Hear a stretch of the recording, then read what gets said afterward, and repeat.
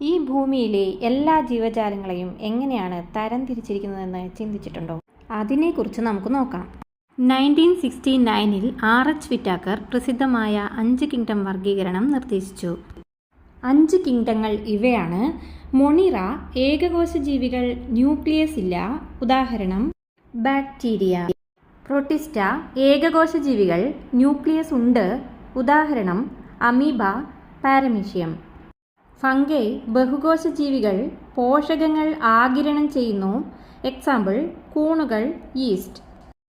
Plant ബഹുകോശ ജീവികൾ, photosynthesis നടത്തുന്നു, മരങ്ങൾ, പുല്ല്, ആൽഗകൾ എല്ലാം ഇതിലുണ്ട്. അനിമേലിയ ബഹുകോശ ജീവികൾ, ഫോട്ടോസിന്തസിസ് നടത്താൻ കഴിവില്ല, സഞ്ചരിക്കുന്നു, ഭക്ഷണം കഴിക്കുന്നു, ഉദാഹരണം മനുഷ്യർ, മൃഗങ്ങൾ, പ്രാണികൾ. 5 കിങ്ഡങ്ങൾ ഏതൊക്കെയെന്ന് മനസ്സിലായല്ലോ.